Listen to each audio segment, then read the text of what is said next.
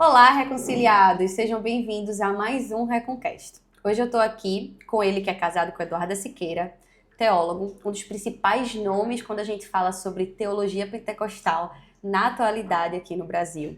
É uma voz que nos convida constantemente ao equilíbrio e entre o fervor do espírito e a profundidade bíblica. É autor de obras fundamentais que estão abençoando hoje a nossa igreja no Brasil todo e teremos o privilégio de conversar com ele e também de receber ele aqui na nossa igreja durante todo um final de semana. Estamos aqui com ele, Gutierre Siqueira. Pastor, seja muito bem-vindo aqui ao podcast. Obrigado. Prazer estar aqui nos eventos dos irmãos episcopais e aqui no podcast. Amém. É a sua primeira vez na Episcopal, não é isso? Primeira vez falando em algum evento de igreja em Recife também. Que massa! Então é um prazer a gente estar lhe recebendo aqui pela primeira vez em Recife, né? Inédito aqui. Que massa! Não é a minha primeira vez na cidade, sim, né? Sim, mas numa igreja, né? Na igreja, sim. Que massa, olha aí, gente, esse é histórico então, hein? O senhor deu agora a aula magna, não foi, para os alunos do SEB, e aqui a gente está tendo o prazer de conversar com o senhor no Reconcast, e eu gosto de começar essa conversa perguntando algo que eu acho que é muito interessante de a gente entender da vida das pessoas, que é, como é que foi seu primeiro encontro com Jesus? A minha conversão, em teoria, a conversão foi no dia 10 de novembro de 2001, quando eu aceitei a Jesus na Assembleia de Deus, né? Mas eu falo que o meu processo de conversão começou antes. Na época eu tinha 11 anos, mas por volta ali dos 8 anos eu ia nas missas do Padre Marcelo, que era um padre que fazia sucesso na época. Marcelo Rossi? Marcelo Rossi, Sim. ele mesmo. É que hoje o pessoal conhece mais pelos memes, né, e tal, mas o Padre Marcelo... Ele era muito relevante nessa época, né? Era o auge dele ali. Estou falando de 1999 a 2001, mais ou menos, foi quando eu frequentei a diocese onde ele era padre, né? Por que eu falo que minha conversão começou ali? Porque... Então foi numa igreja católica? Foi numa igreja católica que começou esse processo. Porque ele cantava uma música que era João 3 musicada. Aí tem um trecho, em verdade te digo, quem não nascer de novo não herdará o reino de Deus. Toda vez que eu cantava essa música, eu tinha 8, 9 anos, eu sentia um peso muito grande. Assim, puxa, eu pensava, né? Eu não me sinto nascido de novo. Eu acho que eu não sou nascido de novo, então não vou herdar o reino de Deus. Então eu entrava em crise.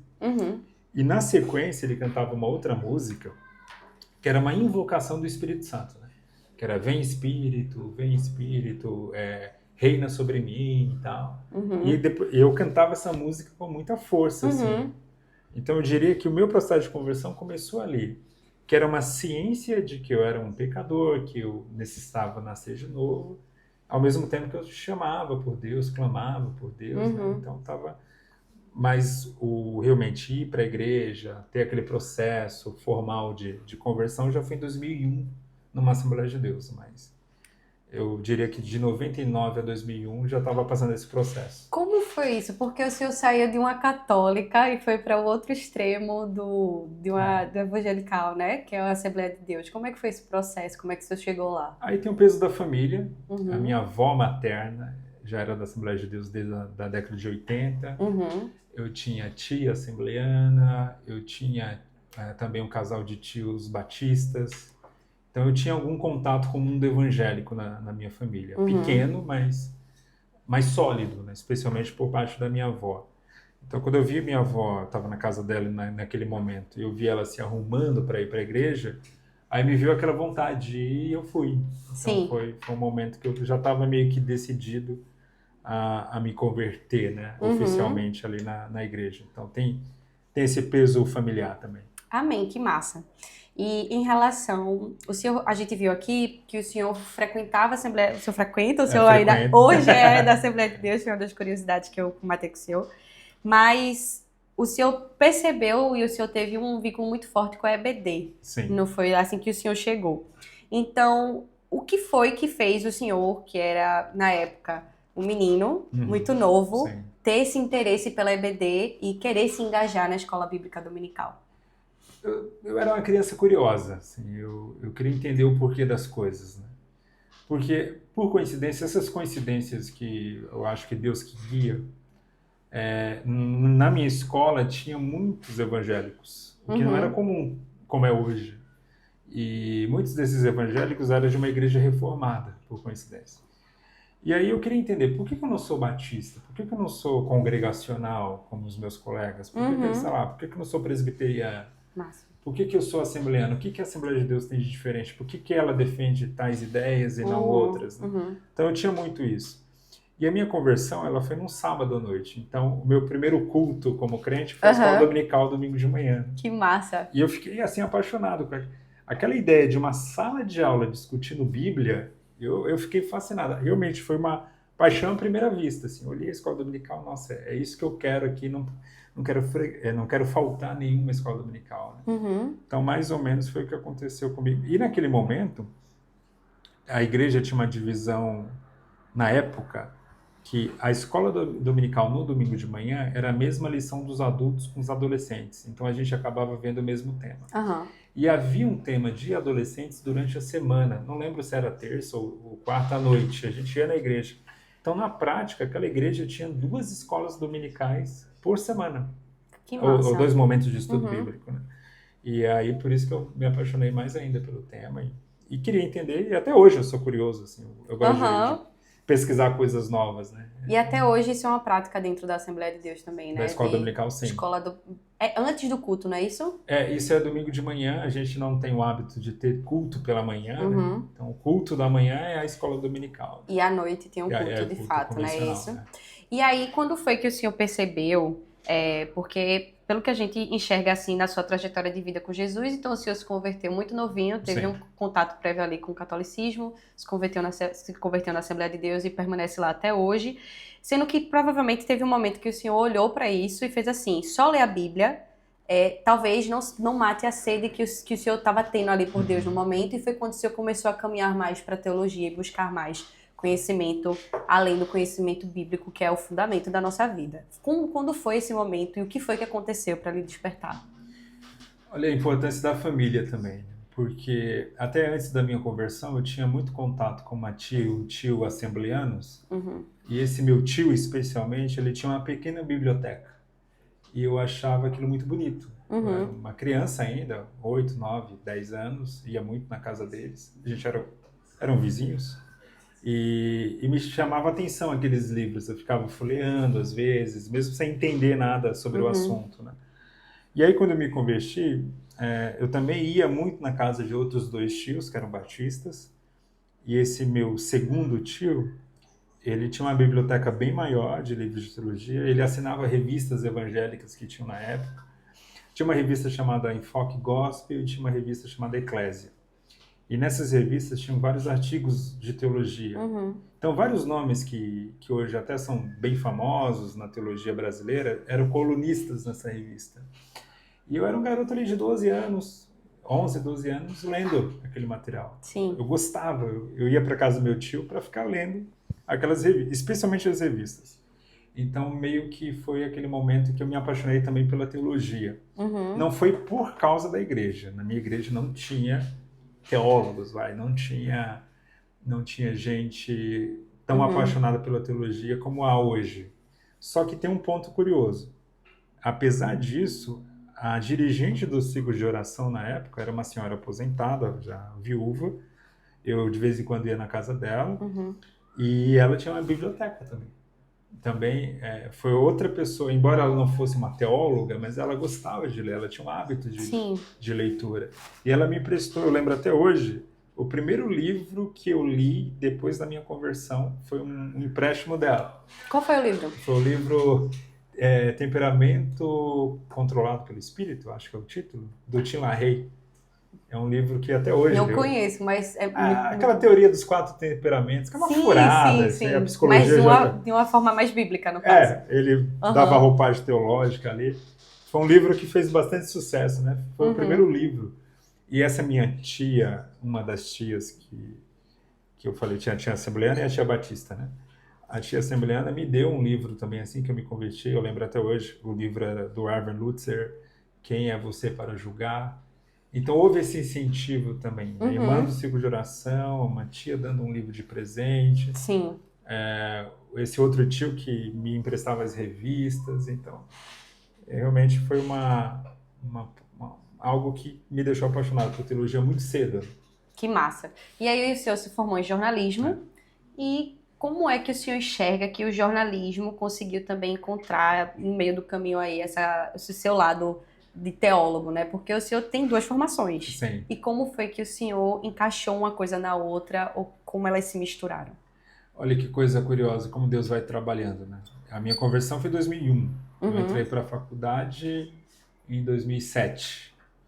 Quando eu entrei na faculdade, eu entrei na faculdade católica. Faculdade Paulus, ligada aos padres paulinos, que são donos também da editora Paulus. E é muito renomada essa editora. Renomada. E a biblioteca da faculdade, na época, tinha mais de 40 mil livros, e a maioria eram livros de teologia. Então eu até brinco que eu não fiz jornalismo, eu fiz um seminário de teologia. Eu ia tanto na biblioteca. Sim. Que eu era o único aluno autorizado pela bibliotecária a entrar no ambiente dos livros. Você tinha que pedir, ela ia, buscava, né? Você ia no computador, buscava livro. Eu não, ia direto nas prateleiras. Tinha livre acesso. Tinha livre acesso, de tanto que eu enchia a paciência dela. E lá a biblioteca era maravilhosa. Tinha livros assim até de tradição pentecostal, assim, eles investiam muito em material.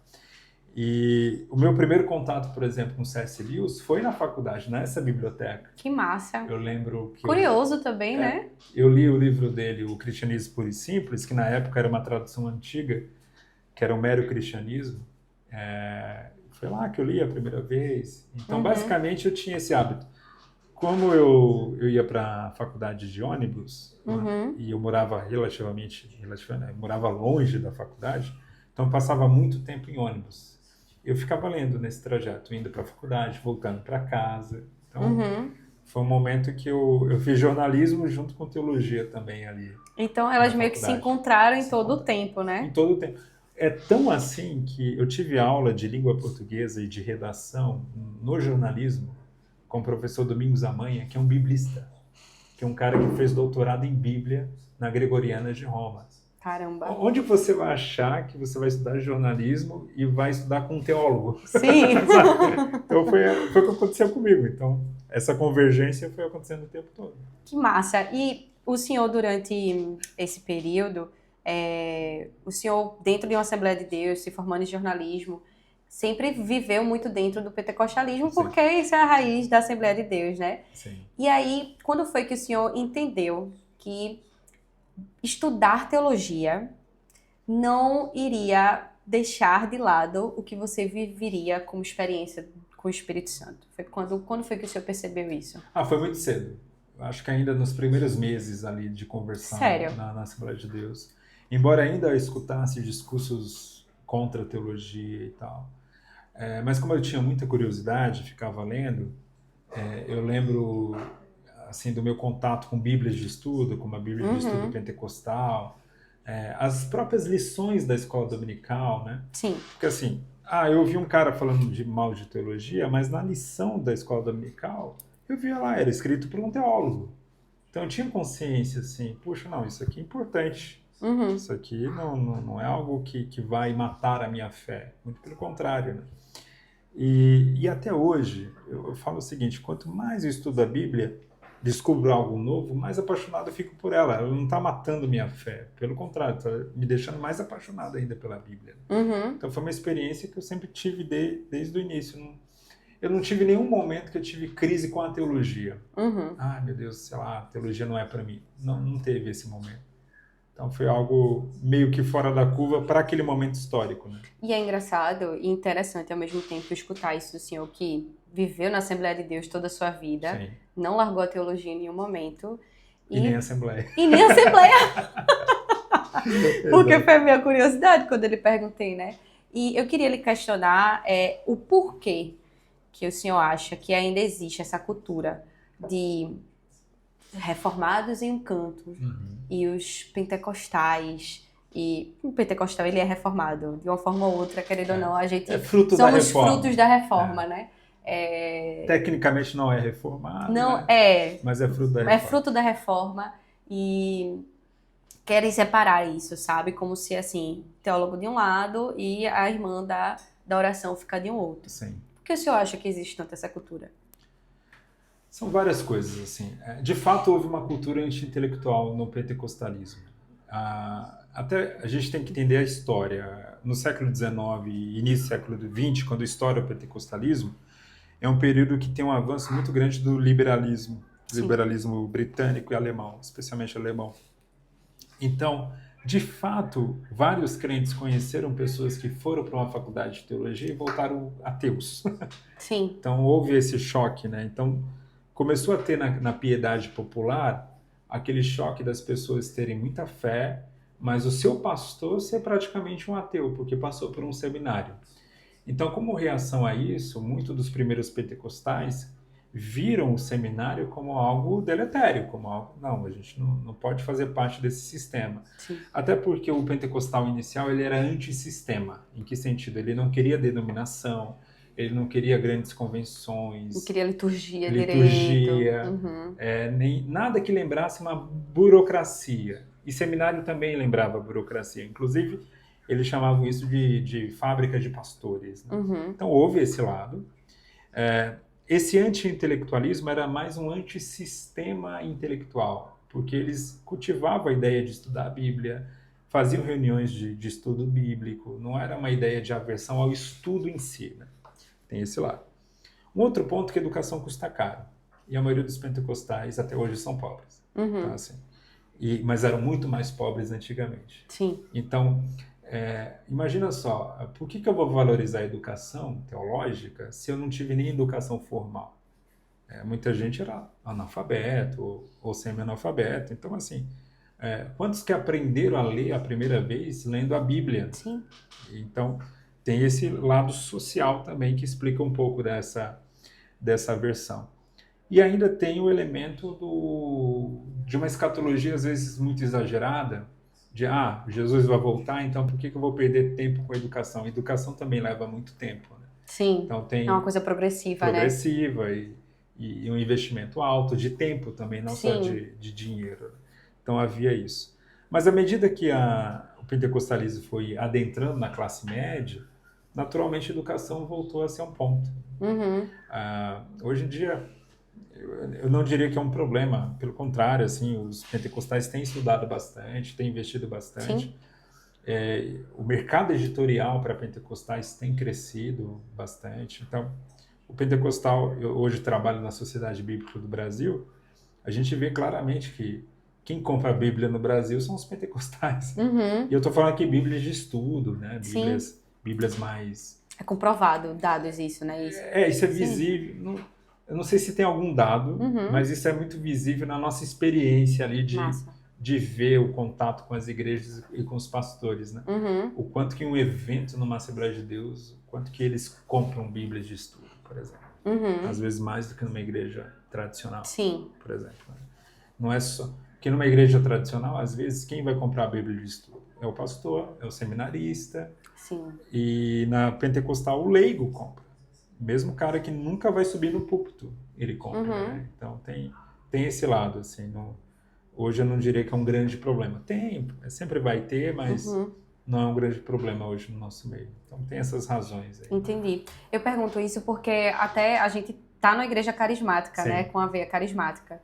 E às vezes eu observo isso até dentro da nossa comunidade aqui, o quanto as pessoas ainda têm esse certo preconceito de que se eu estudar, a gente vai se afastar um pouco do que o Espírito Santo quer, ou das experiências com o Espírito Santo. E nós temos pessoas referências aqui dentro da comunidade que provam que isso é uma grande mentira. Sim. Então, Uli, que está ali recebendo aqui, a reitora do nosso SEB, ela explica muito bem sobre Bíblia, dá aula sobre Bíblia, está fazendo um seminário. E ela também está à frente dos seminários de oração. E etc. Então a gente consegue ver isso. Mas, pegando esse gancho, eu queria que o senhor falasse o que é que a gente perde deixando os dois de lado. Porque eu acho que a gente tem perdas dos dois lados. Sim. A gente perde se a gente não buscar usufruir de uma escola bíblica dominical, que é um ensino gratuito que tem dentro das igrejas, e quanto a gente perde de viver salas de orações que as igrejas também fornecem, Sim. que tem aqui dentro. Eu lembro que teve uma pregação que o pastor Marcondes esteve aqui no nosso arco, que ele falou o seguinte, se os círculos de orações estão lotados e as EBDs estão vazias, tem alguma coisa de errada. E eu fiquei com isso na minha cabeça e eu queria trazer isso pra gente conversar aqui. Sim. E que se eu trouxesse essa visão, o que é que a gente perde? Vivendo muito mais de um lado, vivendo muito mais de um outro e tendo esse preconceito. Olha, uma igreja que não investe em educação, mas investe bastante em espiritualidade, digamos assim, ela vai perder controle. É isso que ela vai perder. Em algum momento isso vai dar ruim. Controle em que sentido? Em que sentido? Por exemplo, inúmeras igrejas carismáticas viraram em algum momento uma seita. Ou por heresias, ou por culto à personalidade, ou porque aquele líder ele começou a ter ideias estranhas e não tinha ninguém para detê-lo. Por quê? Porque não havia educação.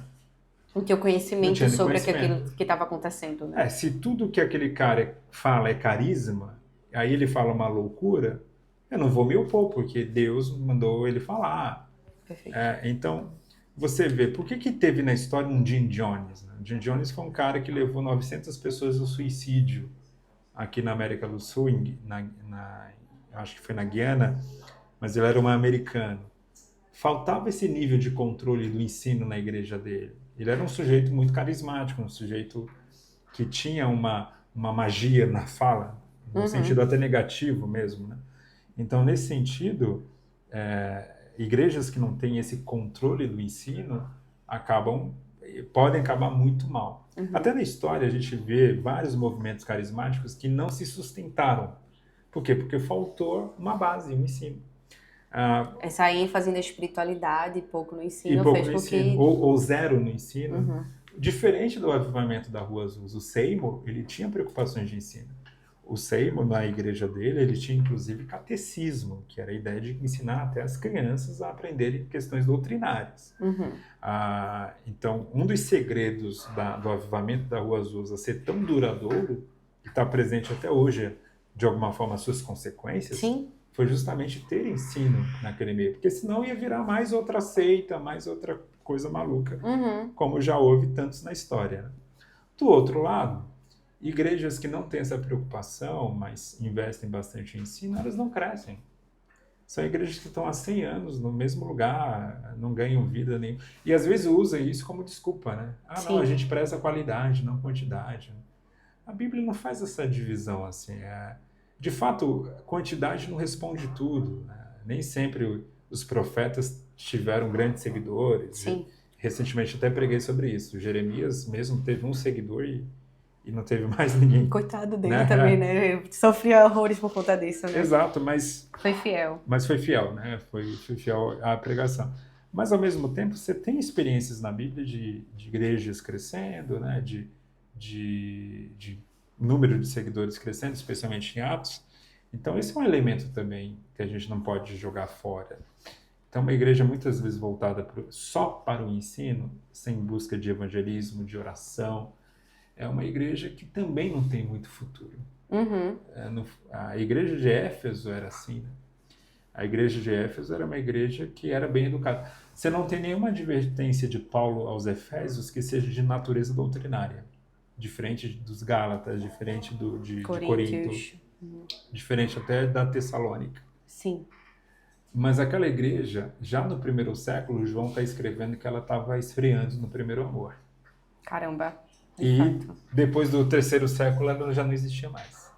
Hoje é uma ruína lá na Turquia, né? Então, assim, a gente tem que pensar... Por essa falta de viver, essa parte mais de experiência com o Espírito Santo. Experiência com o Espírito Santo. Então, é bem importante a gente ter isso em mente, porque igrejas morrem. A igreja de Jesus Cristo nunca morrerá. Né? As portas do inferno não prevalecem sobre a igreja. Mas igrejas locais morrem. E elas podem morrer por diversos motivos. Elas podem morrer por excesso de carisma, sem palavra. Elas podem morrer por excesso de estudo, sem carisma. Sim. Há vários motivos para a gente morrer, né? Então, por isso que a gente precisa de um equilíbrio. É a mesma coisa, né? Se eu tiver muita vitamina B12 e nenhuma D, nenhuma C, eu vou ficar doente. Sim. Não é a B12 que vai me salvar. de tudo, né? É o equilíbrio, É o equilíbrio. Né? É o grande dilema da vida do cristão, Exato. é o equilíbrio. Exatamente. Né? E é difícil a gente tentar, né, isso aí. Mas eu acho isso muito interessante, porque quando eu faço seminário e eu percebo, principalmente estudando história da igreja, o quanto às vezes a gente precisa ser constrangido pela palavra de Deus e pela história também do povo de Deus, de que está tudo sobre a soberania do Espírito Santo, que não teria como as coisas acontecerem sem ter ali o Google Guia do Espírito Santo, né? Sim. Então, eu acho que eu concordo completamente com o que o senhor está falando aqui, porque se a gente não tem o nosso coração aquecido e não se sente constrangido nem confrontado enquanto a gente estuda a história do povo de Deus ou a sua palavra, alguma coisa tá de errada, né? Talvez a gente deveria escutar aquela música que o senhor escutou de João 3, do padre, de será que eu nasci de novo? O que tá acontecendo, né? Pra gente ser constrangido e talvez, nunca é bom a gente estar muito conformado com as coisas, né? Exato, exatamente. E vou puxar esse gancho aqui agora, tirando um pouco aqui do nosso roteiro.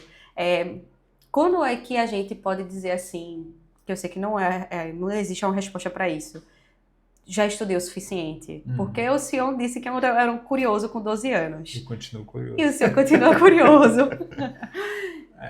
Não tem, né? Nunca vai ter limite para o conhecimento. Isso, quanto mais estudo a Bíblia, mais fascinado eu fico com quão pouco a gente de fato conhece a Bíblia. Né?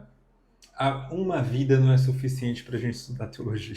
Uma vida, eu gostei disso. Sabe, tem muita coisa.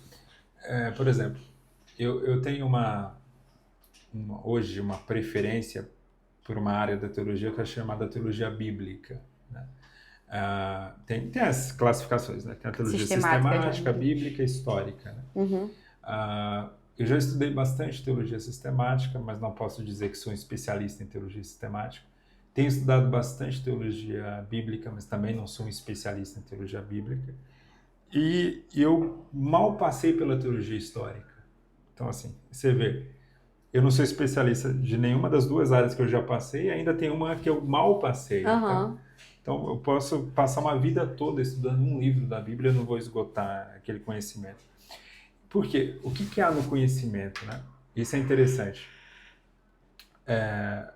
Os astrofísicos falam muito isso. O conhecimento não é uma caixa fechada em que eu posso escavar e que ele terá um fim. O conhecimento, ele é como se fosse, sim, uma caixa que ele possibilita abrir outras caixas. Né? O conhecimento é algo que ele sempre gera novos insights. Então, isso vale para tudo, não é só para a teologia. Né? A ciência, se você estudar como ciência... se fosse como é que fala também na astrologia? Que é como se fosse... Não é um buraco de minhoca, mas é como se fosse uma coisa que leva a outra. Exatamente. É uma galáxia que leva a outra. Na astronomia, né? Exatamente, a astronomia. Senão vamos dizer que a gente está sendo esotérico. É verdade. Eu coloquei a palavra errada. Perdão, gente. Não é astrologia, em nome de Jesus. Então, realmente, uma coisa vai puxando novas, né? Isso é fascinante. Tem gente que acha bobagem quando alguém diz assim, em comentários bíblicos, né? Eu vou ler um comentário bíblico clássico. Aí eu sempre falo, leia um comentário bíblico também recente. Mas o clássico, ele não entendeu a Bíblia? Não é que ele não entendeu a Bíblia. Ele entendeu. O que ele entendeu é bastante valioso. Sim. Só que os insights que ele teve não esgotam aquela passagem bíblica. Não esgotam. Por exemplo, houve uma série de descobertas da arqueologia, dos manuscritos no século XX, que aquele autor do século XVIII, do século XVI, ele não sabia. Por exemplo, eu vou dar um exemplo só. Estudo do Gênesis. Sim. Foi a partir do século XIX que ficou muito mais claro para os biblistas do século XX também, que Gênesis está respondendo uma série de textos que havia entre cananeus e babilônicos que tinham teorias do nascimento do mundo. E quais eram essas teorias? Eu estou simplificando aqui. Sim. Basicamente era a luta de deuses.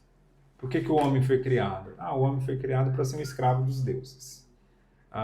Por que a chuva nasceu? A chuva nasceu porque um deus ficou nervoso com outro e resolveu fazer a chuva. Então, Moisés, ele estava, o autor do Pentateuco, ele estava respondendo essas questões. Respondendo como? Não, o homem não é uma criação da briga dos deuses. Não é poeira do pé de um deus. O homem é imagem e semelhança do Deus Criador. A terra não foi criada por um capricho de um deus brigando com o outro, disputando. Sim. Não, Deus criou a terra e viu que era bom. Né? Então, ali, se você ler qualquer comentário bíblico de Gênesis do século XIX para baixo, não vai ter esses insights. Por quê? Porque não se conhecia esses documentos. Sim. Tá? Então, é uma questão que o conhecimento desses documentos ficou mais claro para a gente entender a quem o autor do Gênesis estava respondendo. Sim. Né? E isso não haveria se o conhecimento não fosse contínuo. Contínuo. Quer dizer que o cara que escreveu um comentário bíblico no século XVI não vale nada? Não vale. Ele trouxe reflexões. Por quê? Porque ele estava lendo o texto já pronto literariamente e tal. Ele vai ter insights interessantes. Mas eu vou desprezar esse conhecimento agora? Sim, né? Com certeza. Porque eu estou apegado que uma ideia é fixa por toda a eternidade. Não é assim. O conhecimento é progressivo sempre. Amém. Que fique aqui, então, um incentivo para a gente continuar buscando conhecimento, Sim. né? E falando agora, mudando um pouco da nossa pauta para falar um pouco sobre os seus livros. O senhor lançou um livro mais recente, né? Que é falando sobre reino dividido, igreja polarizada. E o senhor tem falado sobre como os algoritmos eles estão criando crentes briguentos. E aí eu queria que o senhor falasse um pouco sobre isso, né? Porque há menos de um mês atrás houve uma grande discussão na internet. Um grande auê. Um grande auê. E isso, eu vi a internet dividida novamente entre os crentes que apoiavam, os crentes que não apoiavam. E o senhor fala sobre isso nesse livro. E aí eu queria que o senhor falasse como é que a gente volta a respeitar, mas principalmente a amar pessoas que pensam diferente de nós nesses momentos. Olha, às vezes a gente não percebe como cristão o quanto que o pecado da divisão é sério para a Bíblia, para Deus, né? E por isso que está na Bíblia. Eu gosto de citar, se você pega a lista das obras da carne, Paulo cita 3 pecados de ordem sexual, que a gente dá um peso bastante grande, e tem um peso, claro. Paulo cita 2 pecados de culto, que é a idolatria e a feitiçaria. E Paulo cita mais 2 pecados ali que são de exageros, no sentido de exageros de festas. Né? Quando ele fala das bebidas e das orgias ali, ele está falando do contexto das festas de Baco que havia na antiguidade. Dito isso, você tem 3 grupos ali com 3 pecados, 2 pecados e 2 pecados. Aí tem um 4º grupo de pecados que Paulo cita, que são os pecados de relacionamento. Paulo cita 8 palavras. 8. Olha o peso na lista. Sim. A maior parte da lista são pecados de relacionamento. Então, isso é uma coisa muito séria. O fato de eu brigar com alguém, e ainda mais por bobagem, porque há brigas que são inevitáveis. Sim. Quando a gente está falando de vida e morte, por exemplo. Ou de princípios inegociáveis. Outra coisa são brigas realmente sem nenhuma necessidade, por homens, por política, por questões periféricas que não dizem respeito à salvação.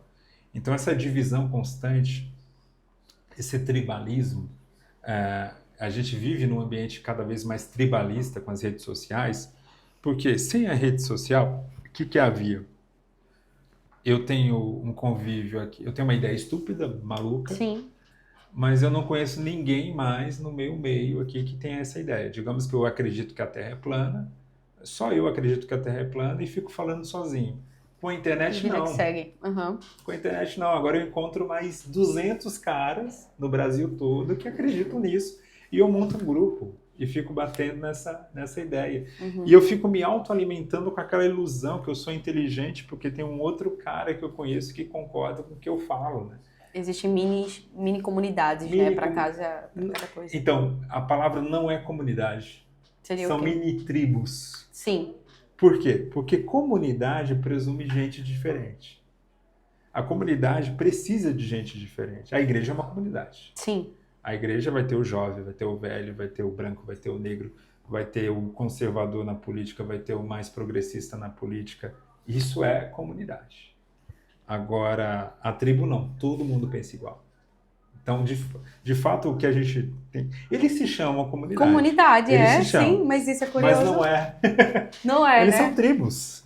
Porque se você não for diferente, se você for diferente, você não entra, Você né? não entra, exatamente. Você não é bem-vindo. Se você descolar uma vírgula daquela tribo, você não é bem-vindo naquele espaço, né?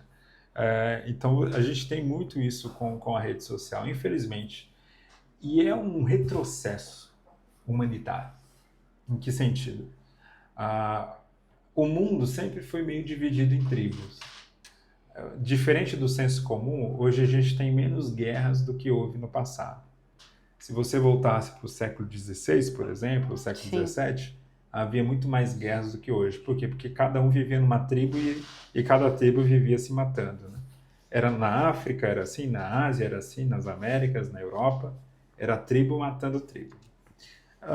Com o avanço aí da democracia, com o avanço do próprio capitalismo, a gente teve um equilíbrio disso. Um equilíbrio em que as pessoas convivem com gente diferente. Eu estou aqui em Recife, ou estou lá em São Paulo, eu estou convivendo com gente que não é nem de Recife nem de São Paulo. Eu tenho contato com o diferente. Sim. E isso meio que nos educa. Agora a internet está regredindo, porque aí eu só tenho contato com gente que pensa como eu. Isso faz um mal muito grande, muito grande. Então eu me preocupo que a igreja, muitas vezes, ou algumas igrejas, ou alguns crentes, estão alimentando esse tipo de coisa, né? Então, para mim, é bastante preocupante de ver a gente cair nesse pecado que é tão grave. Sim. Me vieram duas perguntas aqui para a gente ainda falar sobre esse tema, porque isso é algo que a gente conversa muito aqui, porque nosso bispo tem uma fala muito importante, eu acredito, sobre unidade hoje dentro da igreja. Mas aí, perguntando para o senhor, como é que o senhor acha que a igreja ela deve reagir ou como é que ela deve se portar nessa sociedade que se divide tanto e que não, na verdade, vive em comunidade, Sim. mas se divide em tribos? O que é que a igreja deve falar? Como é que a igreja deve tratar? Porque hoje existe isso entre igrejas, né? Então, tipo assim, a gente não vai receber essas pessoas que são diferentes e a gente vai dividir dessa forma e a gente vai até aqui, a partir disso aqui a gente não vai. E existem essas divisões de forma política, de forma doutrinária, teológica ainda hoje em dia, o que eu fico ainda mais chocada, porque com tanto conhecimento, com tanta coisa acontecendo, né, a gente ainda existe isso. Mas como é que o senhor acha que a igreja deveria se portar e como é que deveria reagir a essas situações? Eu acho que deveria ser o primeiro exemplo, né, de comunidade. Porque a partir do momento que... Paulo fala, inclusive, que Jesus nos deu o ministério da reconciliação. Isso é um ponto bastante bonito. Reconciliação, muitos crentes vão só olhar do ponto de vista da salvação. A igreja tem a missão de reconciliar o homem com Deus, né, no sentido de ao proclamar a palavra e tal. Não é só isso. A reconciliação com Deus necessariamente vai me levar à reconciliação com o próximo. Sim. João é bastante claro quando ele fala: não adianta eu dizer que eu amo a Deus se eu odeio o meu irmão. Sim. É como se ele falasse: uma coisa está casada com outra. Não tem lógica. Por quê? Porque a reconciliação com Deus me leva à reconciliação com o próximo. Porque a primeira consequência do pecado de Adão foi a quebra de relacionamento. Relacionamento com Deus e relacionamento com o próximo. A partir do momento que ele fala assim para Deus, ele respondendo à pergunta de Deus o que ele havia feito, aí ele fala: foi a mulher que você me deu. Ele está quebrando 2 pontos, né? Com Deus, tipo, a culpa é sua, que eu não pedi essa mulher, o Senhor que me deu. Estava aqui sossegado jogando videogame, o Senhor que me deu essa mulher. Mas também culpa dela, que foi conversar com uma serpente. A culpa não é minha. A culpa não é minha. Mas você vê que ele quebra 2 eixos de relacionamento? Sim. Nasce aqui a desconfiança, nasce aqui um certo cinismo, a culpa é sempre do outro, nunca minha, né? Nasce aqui aquela ideia de que, olha, eu sou autossuficiente. É como se ele falasse, se eu estivesse aqui sozinho, isso não teria acontecido, né? Coisas assim. Então você quebra o tecido social de uma comunidade, porque ele era uma comunidade com Eva. Então você quebra esse tecido social, você passa a pensar que só você se basta, né? Uhum. Então isso é consequência direta do pecado. Sim. Então a salvação é reverter esse quadro, é voltar a um quadro anterior, né? Uhum. Então é reconciliação. A igreja precisa viver isso, porque se ela não viver isso, ela não está, de fato, comunicando o evangelho. Sim. Esse é um ponto. Não é à toa que a Bíblia bate tanto nessa ideia, não é? Assim, isso está presente nos evangelhos, está presente nas cartas de Paulo, está presente no Apocalipse, no sentido propositivo, quando o Apocalipse mostra que a igreja é o quê? A igreja é a reunião de gente de todos os povos, tribos e nações, né? Sim. Então é uma reunião de gente diferente. É até bonito, né? Gente de toda a tribo. Exato. Né? Porque o problema não é você ter tribo. O problema é você só ficar na tribo. Só se limitar a ela. Uhum. Porque de fato é confortável e é legal você conversar com amigos que pensam como você, que têm os gostos, os hobbies. É legal, bacana. O problema é você resumir só a sua vida a essa tribo. Esse é o risco. E nem o próprio Deus fez isso, né? Porque, por exemplo, é muito bonito quando a gente vai estudar e a gente vê que Jesus prega especificamente, às vezes, para os judeus e ele fala, agora eu preciso que os outros sejam alcançados. Sim. Porque eles não entenderam, então a gente precisa... A família de Deus não são só os judeus, né? Essa sempre foi a missão de Israel. Israel não entendeu. Israel não entendeu, exatamente. Achava que era só para ele, só para a tribo de Israel. Né? E Deus prova que não. São os diferentes que são também, né? Podem ser alcançados através da graça. Isso é tão lindo no Evangelho, né? Que toda vez que você aparece com figuras extraordinárias, são figuras que Jesus até elogia a fé. Jesus vai elogiar a fé de um centurião romano. Uhum. Elogia a fé de uma mulher cirofenícia. Uhum. Elogia a fé de um samaritano. Pessoas completamente diferentes. Completamente fora daquela tribo. Exato. E por isso que o pessoal ficava louco, né? Parece não, Jesus fez de propósito, né? De elogiar gente sempre fora da tribo ali. Sabe? E isso é muito interessante. E aí eu queria trazer, o senhor falou sobre a igreja e sobre a comunidade. Mas se a gente estivesse falando com uma pessoa, e se a gente estivesse aconselhando alguém que não está conseguindo ainda viver isso na prática, o que é que o senhor falaria? Porque assim, não estou dizendo que eu não tenho vontade de me posicionar quando acontece um AUE como aconteceu há um mês. Mas eu penso assim, o que é que eu vou ganhar? E ao mesmo tempo eu penso o que é que eu vou perder. Porque eu fico assim, se a gente não posicionar, a gente tá errado. Se a gente se posicionar, tá certo. Ou o que é que a gente deve ser ou fazer? Eu fico pensando se a gente não deve ser só pacificador, que é o que a Bíblia também nos instrui a ser, né? Que a gente tem que ser pacificador. Mas o que é que o senhor instruiria ou aconselharia da pessoa a fazer nesses momentos assim? Pois é, eu acho que tem uma confusão das pessoas acharem que pacificador é ser passivo, indiferente, ignorar as polêmicas. Né? A palavra pacificador no grego, ela tem o mesmo sentido no inglês. Eu acho que perde um pouco no português. O pacificador em inglês é make peace, fazedor de paz. É o mesmo sentido do grego. É ativo. Ser pacificador é um exercício ativo, não é passivo. Né? Então, não é que eu não preciso ter posições ou que a minha posição é sempre a mais neutra possível. E aqui tá tudo bem, nada vai mudar. Ou tipo, eu não quero brigar com ninguém. Não é isso ser pacificador. Ser pacificador é possível você ter posições até firmes. Como eu falo, deixa eu até fazer um disclaimer. Como eu falo muito desse assunto, muita gente me entende mal. Ele acha que eu estou falando para você nunca ter posições. Não é isso. Tenha posições. Mas a questão é como você vai manifestar essas posições. Eu posso ter uma posição muito firme contra, sei lá, diversas ideologias, sem tratar as pessoas que abraçam essas ideologias como lixo, como um monstro, como pessoas que aparentemente parece que Deus nunca morreu, parece que Cristo nunca morreu por elas na cruz. Não, aquelas pessoas, Jesus também morreu por elas. Sim. Jesus também está ali querendo salvá-las. Então, o meu ponto não é a falta de posição para ser neutro, pacífico, não. O fazedor de paz é alguém que vai trabalhar para a reconciliação, sim. É alguém que vai ter posições, sim, mas que essas posições não sejam um motivo ou uma desculpa para eu ferir o outro, para matar o outro com palavras. Perfeito. Então, essa é a diferença. Né? Eu posso discordar de maneira veemente. Vou dar um exemplo caricato aqui, né? Eu posso discordar veemente de uma feminista radical sem precisar tratar ela como um lixo humano, como eu vejo muita gente dizendo que é defensor do evangelho, fazendo isso e dando desculpa para o seu pecado.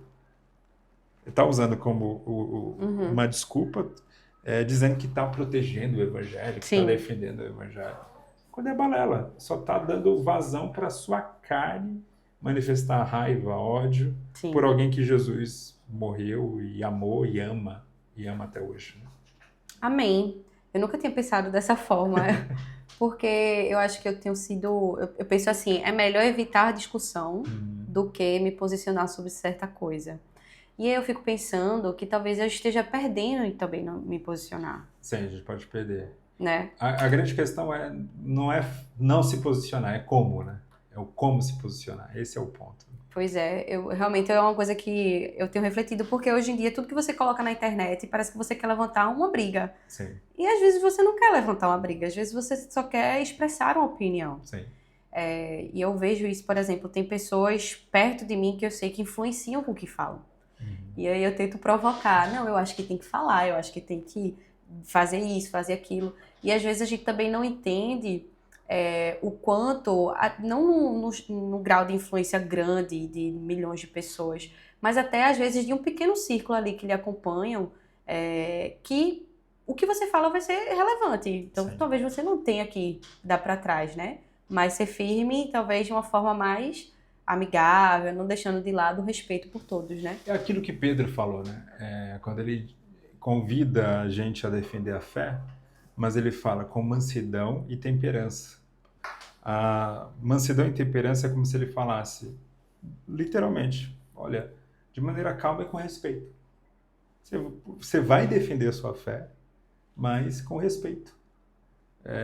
Então, assim, não é complicado entender isso. A gente que é, né? A gente gosta de complicar, né? De fato. É como se fosse aquela coisa, eu tenho que discordar de alguém, eu tenho que tratar essa pessoa como a pior coisa que existe no planeta Terra. Você já parou para pensar que a pessoa que discorda de você em um ponto, discorda porque ela acha que o ponto de vista dela é o que leva à melhor solução? Tipo, muitas vezes não tem maldade ali. O pensamento... A intenção é genuína. Ele tem uma intenção genuína, né? Eu vejo muito... Eu amo a economia também, é uma área de estudo, de formação também. Eu vejo muito isso no debate econômico. O cara que discorda muito de mim, que tem uma visão mais de mercado livre, e o cara que acha que tem que ser mais o Estado... A gente quer a mesma coisa. A gente quer prosperidade. A gente quer ver o Brasil... melhoria, né? Melhoria. A gente quer ver o Brasil crescendo. A gente só discorda de maneira veemente no como. Então, assim, não é uma questão aí de tratar o outro como um lixo humano por isso. A gente quer a mesma coisa. A gente só não conseguiu ainda bater martelo e dizer, o caminho é só esse. E pode ser que nenhum dos dois estejam completamente certos. Sim. E nem completamente errados. Talvez o ponto seja alguma convergência aí. O senhor falando sobre isso agora, eu pensando aqui, né? Meu Deus, como é tão bom falar sobre isso e às vezes fácil, mas na prática... Na prática não é fácil. É a gente deixar de lado o ego da gente e o orgulho, né? Tem vontade, tem hora... Eu tenho muito hater na internet. Tem vontade que quem me segura... vontade de reagir, de ser agressivo até em palavras, que quem me segura é minha sábia esposa, né? Que graças a Deus eu escrevo e ela vai lá e apaga. Não, isso aqui não, você foi muito, foi muito agressivo. Sim. Não é a forma correta de responder essa pessoa. Você foi muito irônico aqui. Sim. Né? Então, muitas vezes o meu autocontrole não é nem meu ego, não, é Minha da sua esposa. esposa. Me ajuda. É Mas importante. esse é interessante porque a gente bate em vários pontos que a gente conversou aqui, né? Porque precisamos ser posicionados. E aí a gente deixa o ego de lado, o orgulho de lado, mas aí quando a gente tenta fazer alguma coisa do tipo, o nosso lado pecaminoso, ele tá Aflora. sendo revelado, né? E aí a gente precisa de alguém que esteja caminhando com a gente para nos ajudar a equilibrar tudo isso, né? E precisamos ser posicionados sobre aquilo que a gente tem segurança também sobre o que vamos falar, tá? Porque a gente tem posições sem nenhum tipo de reflexão também. Perfeito. Vamos evitar isso, né? Porque às vezes a gente tem uma necessidade de falar sobre aquilo que a gente não entende. Perfeito. Então isso não é sabedoria. Às vezes ficar calado é o mais sábio. Né? Amém. Fale do que você sabe apenas. Né? Exatamente. Amém, pastor. Já caminhando aqui para o finalzinho da nossa conversa, porque já o senhor vai pregar aqui também no arco, a agenda está lotada. Eu queria que a gente voltasse agora e o senhor trouxesse talvez alguns conselhos para seminaristas, jovens ou aqueles que estão querendo estudar mais esse ano. Esse ano aqui na nossa igreja é o ano da palavra. Então, a gente tem batido muito na tecla, não só de estudar, mas de viver o evangelho na prática, assim mesmo, sabe? Mas eu vou puxar a cordinha para o estudo, porque eu também amo essa parte, e eu queria lhe perguntar, para quem está começando agora, quem quer montar sua biblioteca, quais são os livros de teologia que o senhor recomenda? A pergunta é difícil. Tem tanto livro bom. Olha, a gente poderia dividir da seguinte forma, porque eu tô curiosa também, isso vai ser para mim. Sim. 3 para quem tá começando agora, 3 para quem já tá em um seminário e 3 para quem quer viver e ver algo diferente, para ser desafiado na teologia. Tá. Vamos começar pelo básico aí. Eu acho que quem está começando a estudar teologia deve ter uma boa teologia sistemática, pelo menos. Uma que eu gosto muito de recomendar é uma teologia sistemática filosófica histórica. Apesar desse título pomposo, ela é fácil de ler. É do Alistair McGrath, que é um anglicano, inclusive. Que massa. Ele é publicado pela Shed Publicações. O título é esse mesmo, Teologia Sistemática Histórico-Filosófica, do Alistair McGrath. É uma teologia bíblica também, ou seja, tem uma abordagem geral canônica das Escrituras. Aí eu indico a teologia bíblica do John Goldingay, que foi publicado pela Thomas Nelson Brasil. Também eu acho que vai ser importante. E pegar algum livro de história da igreja escrito pelo Justo González. Que é um autor cubano radicado nos Estados Unidos. É um historiador muito respeitado. Qualquer livro sobre história da igreja dele. Porque ele tem vários livros, mas pode pegar algum livro, pelo menos que seja uma história geral da igreja. Eu acho que a editora Ragnus tem um livro desse. Então, acho que tem 3 caminhos aí. É importante que o estudante de teologia também tenha uma visão sobre hermenêutica, sobre interpretação bíblica.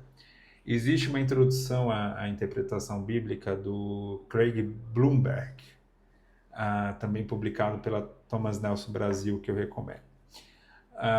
Agora, saindo um pouco do básico, para quem quer se desafiar. Quem quer se desafiar, eu recomendo ler teólogos que vão além, acho que, são provocadores no bom sentido. Tá? Tem um autor que eu gosto muito, aí você pode ler qualquer coisa dele. Miroslav Volf. Inclusive, esse assunto que a gente estava falando aqui, sobre essa questão de polarização, ele tem um livro ótimo chamado Exclusão e Abraço. Excelente o livro. Exclusão e Abraço. Exclusão e Abraço do Miroslav Volf. Ele é alemão? Ele é croata. Croata. Um outro autor é o C.S. Lewis. Né? O C.S. Lewis, assim, eu sou mega apaixonado por ele. Eu sempre estou relendo o C.S. Lewis, então acho que ele traz belíssimas provocações, especialmente nas cartas. Pouca gente lê as cartas do C.S. Lewis, mas tem tanto insight teológico nas cartas. A Thomas Nelson lançou uma coleção de cartas dele, são bem interessantes. É tipo Confissões de Agostinho? Eu nunca tinha visto esse. São cartas que ele trocava com pessoas, amigos. Que massa. A gente não tem a carta dos amigos, porque ele queimava, ele tinha esse hábito. Que curioso! Ele tinha esse hábito. ele respondia a carta e queimava. Uhum. A pessoa tem que deduzir o que foi que o amigo respondeu. Mas a gente tem as cartas de resposta. Né? E tem um livro que eu gosto muito dele, que é Cartas a Malcolm, que aí a troca com esse amigo chamado Malcolm, que ele fala muito sobre oração. Que massa. É lindíssimo o livro, embora tenha umas polêmicas ali e tal, mas é um livro muito, muito bonito. Tem autores assim que eu sou fã, e tudo que eles escrevem eu recomendo. Né? Tim Keller é um deles, né? O próprio Alistair McGrath também. Quem mais? Citar um autor católico que eu gosto muito também, que é o Papa Bento XVI, o Ratzinger, que ele foi um grande biblista. Então ele tem uma obra que eu acho linda, que é a trilogia Jesus de Nazaré, que ele faz um comentário dos evangelhos, da infância de Jesus até a morte e ressurreição de Jesus. Em cima dos evangelhos canonizados? Sim, ele fala. Basicamente é um comentário dos 4 evangelhos. Né? Ele seleciona alguns textos, eu acho lindo. Outro autor que eu gosto muito, outro anglicano, não é puxando sardinha aqui para os episcopais, mas é o N.T. Wright. Né? Então tudo que esse cara escreve, leio. Sim. É sensacional. Tem gente que não gosta dele porque... é engraçado porque toda vez que você lê um livro mais não acadêmico dele, parece que ele tem uma linguagem que ele está descobrindo a roda. Vocês nunca ouviram falar disso, agora eu estou apresentando. É uma mania que ele tem nos livros mais gerais. Mas se você ler os livros acadêmicos dele, você vai entender o porquê dessa provocação. Ele não é que ele está ignorando a história da igreja, né? É que ele está trazendo insights que muitas vezes a teologia histórica esqueceu. São insights que estão presentes na história da igreja, mas a gente vai acumulando conhecimento e há algumas obviedades que a gente vai esquecendo. Sim, então ele traz isso de volta. Ele traz isso de volta. Assim, é um papel tipo ministerial dele, eu acho bastante legal. Quem mais? Puxa, tanta gente boa. Tem muitos. Já indiquei bastante, né? Vamos tentar fazer o esforço de pegar tudo e colocar no link aqui do YouTube. Leia meus livros, né? Também. Sim, com certeza. Autores pentecostais que eu gosto muito, Gordon Fee, Craig Keener, Robert Menzies. Então, tem bastante coisa. Ótimas recomendações. O ano todo aí para vocês lerem. Uma biblioteca completa aqui, o senhor recomendou. Já, basicamente. E tem John Stott também, né? Sim. Por aí vai. Amém. Pastor, eu estou muito contente com a nossa conversa. Muito obrigada pelo seu tempo aqui. Sei que a agenda está corrida. Daqui a pouco, né? Mas muito obrigada aqui pelo seu tempo. Aqui em Recife, aqui no Episcopal, aqui na nossa catedral. Espero que o senhor esteja sendo abençoado. A gente sempre fala que queremos que seja um momento também de bênção para o senhor, não só que a gente receba de Deus através da sua vida, mas que o senhor também tenha recebido e que o senhor se sinta à vontade e bem-vindo para vir em qualquer outro momento para abençoar novamente a nossa igreja. Não, tem sido já muito, muito legal. Amém, que bom. Muito obrigada pelo seu papo aqui no Reconcast. Obrigado. Obrigada, gente, e até o próximo episódio.